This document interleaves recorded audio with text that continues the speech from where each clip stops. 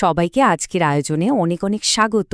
আজ আমরা দারুণ একটা ধ্রুপদী গল্প নিয়ে কথা বলবো, খচ্চর ও ডাকাত।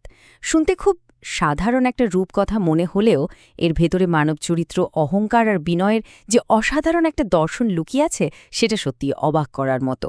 চলুন একটু গভীরে গিয়ে দেখি এই ছোট্ট একটা ঘটনা আমাদের জীবনের কতটা বড় সত্যি তুলে ধরে। ঠিক আছে, চলুন শুরু করা যাক। এই গল্পের একেবারে কেন্দ্রে খুব তীক্ষ্ণ একটা প্রশ্ন আছে। একটু ভাবুন তো, জীবনভর আমরা যা কিছু অর্জন করি বা বলতে পারেন যা কিছু বহন করি, সেটা নিয়ে কি আদৌ আমাদের অহংকার করা উচিত? বিশেষ করে সেই অহংকারের পরিণতি যখন ভয়াবহ হতে পারে।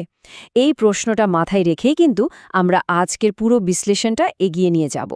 পর্ব ১, দুটি ভিন্ন বোঝা। যাত্রার শুরুতেই আমরা এক দারুণ বৈপরীত্য দেখতে পাব। গল্পের শুরুটা হচ্ছে একটা যাত্রার ভেতর দিয়ে।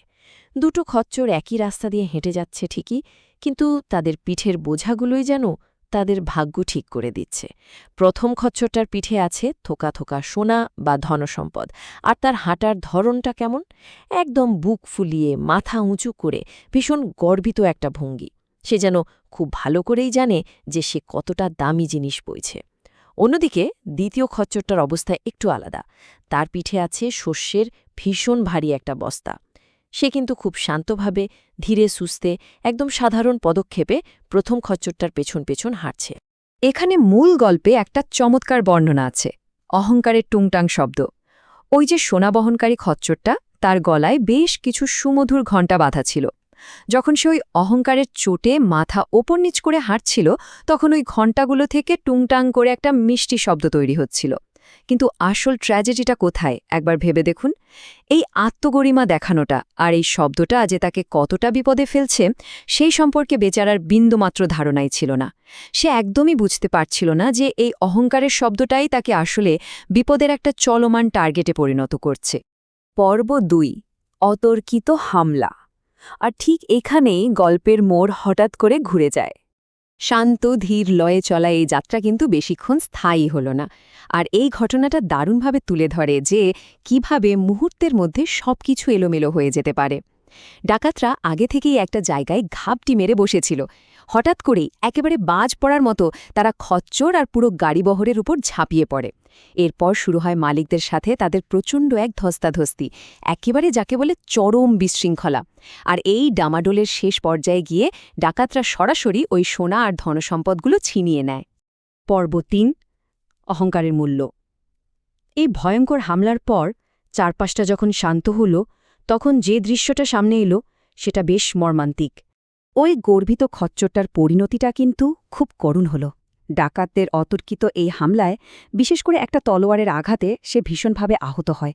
ডাকাতরা নিছকই লোভের বশে তার পিঠের সমস্ত ধনসম্পদ লুট করে নিয়ে যায়। একটু ভাবুন, যে খচ্চরটা মাত্র কিছুক্ষণ আগেই একদম মাথা উঁচু করে ঘণ্টার টুংটাং শব্দ বাজিয়ে রাজকীয় ভঙ্গিতে হাঁটছিল, সে এখন লুণ্ঠিত, রক্তাক্ত অবস্থায় মাটিতে পড়ে আছে, আর নিজের এই চরম দুর্ভাগ্যের জন্য শুধুই বিলাপ করছে। তবে এখানে সবচেয়ে চমকপ্রদ আর গুরুত্বপূর্ণ ব্যাপারটা হলো ডাকাতদের মনোযোগ। এত বড় একটা হামলা, এত লুটপাট হয়ে গেল, কিন্তু ডাকাতরা ওই শস্যের ভারী বস্তাটার দিকে ফিরেও তাকালো না। সোনার প্রতি তাদের লোভ এতটাই তীব্র ছিল যে ওই সাধারণ শস্য বহনকারী দ্বিতীয় খচ্চরটা যেন তাদের চোখেই পড়েনি।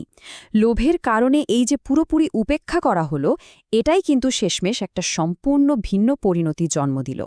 পর্ব ৪, বিনয়ের নিরাপত্তা।